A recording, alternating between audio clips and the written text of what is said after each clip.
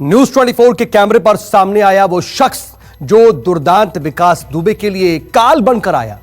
उसने 2 जुलाई की रात हुए कानपुर कांड पर सबसे बड़ी गवाही दी। इसी शख्स की शिकायत पर यूपी पुलिस की टीम विकास दुबे के घर दबिश देने के लिए गई थी, जिसके बाद वो खूनी खेल हुआ था। तो आइए आपको भी मिलवाते हैं उसी शख्स से। और मारा पीटा भी मुझे, तो वही एप्लीकेशन हमने थाने में दी थी जाकर के। तो जब थाने में एप्लीकेशन दी तो उसकी कार्रवाई 1 तारीख को होने गई। तो यशो साहब विनय तिवारी ने हमसे कहा कि चलो घटना स्थल की जानकारी दो, चलो। तो हमको चलो साहब।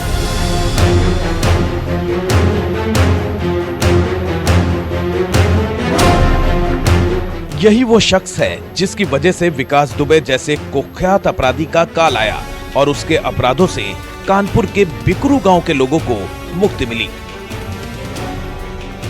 कानपुर और आसपास के इलाकों में खौफ का दूसरा नाम बन चुके दुर्दांत अपराधी विकास दुबे के द एंड का पहला चैप्टर इसी शख्स ने लिखा था, जो बिकरू हत्याकांड से लेकर गैंगस्टर विकास दुबे के एनकाउंटर तक का अहम किरदार है।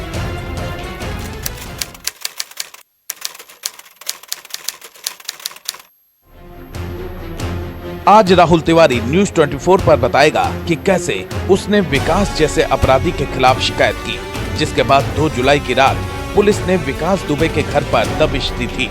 राहुल तिवारी ने हमसे बातचीत करते हुए बताया कि कैसे बिकरू गांव वाली घटना के 3 दिन पहले ही उसने चौबेपुर के तत्कालीन एसएचओ विनय तिवारी से विकास के खिलाफ शिकायत की थी। वहाँ जैसे ही बिकरू पहुँचे, वहाँ जैसे ही पहले बर्थडे आया और उसके घर के लोग निकल पड़े। उसके बाद पीछे से विकास दुबे आ गए। बस यही बोला कि मारो इसको, गाली गलौज करने लगे और कहने लगे इसको जान से मार दो। ये धमकाया, यशोदा को भी धमकाया बहुत। फिर गंगा जल हम दिया, यशोदा को हमको दिया। यही हमसे कह रहे थे, ओ जो मैं बोलूँ वो कहो, जो उनका आनता हूँ तुम कहो। तो हमको जी भैया तुम करीबे, इसलिए गंगा जल दिया था। लेकिन यशोदा को भी भरोसा नहीं हुआ, तो उन्होंने भी विकास दुबे को गंगा जल दिया और बोले कि आप राहुल को मारोगे नहीं। उन्होंने सीने में राइफल लगा दी, समझे, इतना समझो। तब ये घबरा गए। इसके बाद एसएचओ विनय तिवारी पीड़ित राहुल तिवारी को लेकर बिकरू गांव पहुंचा, जहां विकास दुबे के गुर्गों ने राहुल पर राइफल तान दी थी और विकास दुबे ने राहुल को जान से मारने की धमकी दी। इतना भयभीत हुई कि हमें लगा कि मार देगा, मुझे छोड़ेगा नहीं। हमको आज अगर साहब के सामने ऐसा हुआ है तो ये कल मुझे छोड़ेगा नहीं। तो फिर हम कप्तान साहब के पास भग के गए थे। वहाँ से हमने अपनी जो मेरे पास साथ घटना घटी वो एप्लीकेशन कप्तान साहब को दी। को सुबह हमसे तो साहब ने बोला था एप्लीकेशन दस्तखत करवा लिया। हमसे बोला कल सुबह आना, तुम्हारा वो मेडिकल करवाएंगे। जब हम सुबह उठे तो हमने देखा था विनय तिवारी, तो हमने हमारे होश उड़ गए कि ये हुआ क्या। हमने तो अंदाजा नहीं लगाया था कि ये होगा इसमें। हालांकि विकास दुबे ने एसएचओ विनय तिवारी और राहुल को उस दिन कभी उसके खिलाफ शिकायत न करने का अल्टीमेटम देकर जाने दिया और किसी तरह जान बचाकर आए राहुल तिवारी ने एक बार फिर एसएसपी कानपुर से न्याय की गुहार लगाई।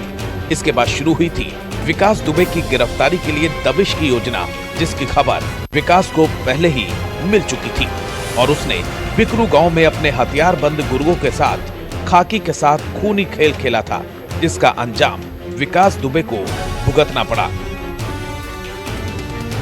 इस पूरी घटना की एकमात्र चश्मदीद गवाह मनु पांडे ने भी न्यूज 24 को घटना वाली रात के बारे में सिलसिलेवार ढंग से बताया। जैसे विकास दुबे मेरे घर आए थे, इनको लेके गए, फिर हमने सीधे अपने पापा को फ़ोन किया। हमने कहा पापा जल्दी आ जाइए और विकास भैया लेके गए हुए हैं और देखिए क्या करने वाले हैं, सब लोग ऊपर रहे हैं छत पे, ये वो हमने बोला उनको। तो वो आए, पापा मेरे इसीलिए जल्दी आ गए थे, मेरी वजह से ही। फिर जब आए तो बस मम्मी ऐसे बोलने लगी कि एक काम करो, सोनू को बुलाओ और उन बोलो कि अपने बच्चे लें और बीवी लें और जल्दी यहाँ से निकल जाए, नहीं फंस जाएंगे, अभी तक बचे रहें। कुछ समझ नहीं आ रहा था हम किसको फ़ोन करें। तो हमने उनकी भाभी को फ़ोन किया, विकास दुबे की भाई की वाइफ को फ़ोन किया। मैंने कहा भाभी ऐसी बात हो गई, अब क्या करें। तो वो बोलने कि मोबाइल किससे हटा दो, ये वो सब उन्होंने हमको बोला। तो हम नहीं कर पाए, मोबाइल स्विच ऑफ नहीं हो रहा था हमसे, तो हम नहीं कर पाए। तो ये वही मनु पांडे है जिसके ससुर प्रेम प्रकाश पांडे को पुलिस ने घटना के दूसरे दिन ही विकास दुबे के भतीजे अतुल दुबे के साथ मुठभेड़ में मार गिराया था और विकास के मारे जाने के कुछ दिनों बाद इसके पति शशिकांत को भी पुलिस ने गिरफ्तार कर लिया है, जिसके पास से पुलिस की लूटी हुई एक इंसास राइफल और एक AK-47 भी बरामद हुई है। घटना के दूसरे दिन से ही मनु लगातार मीडिया और पुलिस को गुमराह कर रही थी, लेकिन जब पुलिस ने इसका मोबाइल बरामद किया तो इसके बाद मनु के फोन पर बातचीत के ऑडियो सामने आए, जिससे ये बात स्पष्ट हो गई कि मनु पांडे घटना के दौरान भी अपने पति और ससुर से लगातार संपर्क में थी और उसे घटना के बारे में सब कुछ पता था। इधर STF की टीम विकास दुबे के मारे जाने के बाद भी उन हथियारों को बरामद नहीं कर पाई है जिससे पुलिस वालों पर हमला किया गया था। उन असलहों की खोजबीन के लिए STF की टीम एक बार फिर पहुंची बिकरू गांव, जहां एक तालाब में पुलिस ने गोताखोरों की मदद से हथियारों को ढूंढने का काफी प्रयास किया, लेकिन पुलिस के हाथ कुछ नहीं लगा। यूपी STF की टीम को बिकरू गांव के इस तालाब के लिए एक जानकारी लगी थी कि घटना के रात शायद इसी तालाब में कुछ असलहों को छुपाया गया हो।